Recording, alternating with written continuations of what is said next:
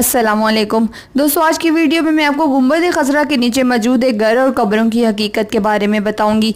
आप सल्लल्लाहु अलैहि वसल्लम ने इरशाद फरमाया था कि अनबिया की कब्रें वहीं पर बनती हैं जहां पर उनका इंतकाल होता है।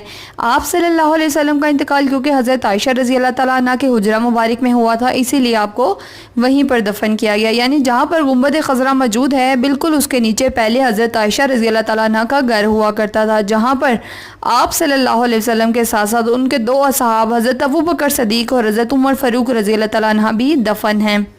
आपकी कब्रों के गिर्द सबसे पहले आपके घर की 4 दीवारी है और उसके साथ एक और दीवार है जो कि 5 कोनों पर मुश्तमिल है।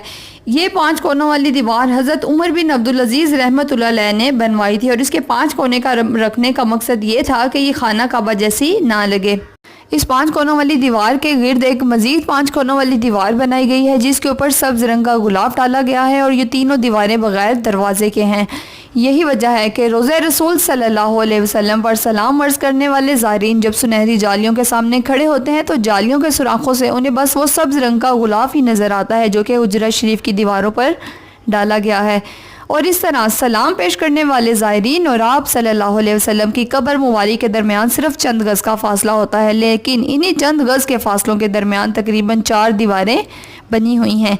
एक सुनहरी जालियों वाली दीवार, दूसरी 5 कोनों वाली फसील जिसके ऊपर सब्ज़ रंग का गुलाब डाला गया है, तीसरी 5 कोनों वाली दीवार और चौथी वो 4 दीवारी है जो आपके असल हुजरा है यानी आपके घर की दीवार थी। दोस्तों, पिछले 1300 साल से आप सल्लल्लाहु अलैहि वसल्लम की कब्र मुबारक तक कोई नहीं जा सका सिवाय 2 मौक़ों के। सन 51 हिजरी के अंदर उमर बिन अब्दुल अजीज़ रहमतुल्लाह अलैह के दौर में उनका गुलाम, और दूसरी बार सन 81 हिजरी में मरूफ मौरिख अल-अमल समूदी के बयान के मुताबिक वो खुद गए थे।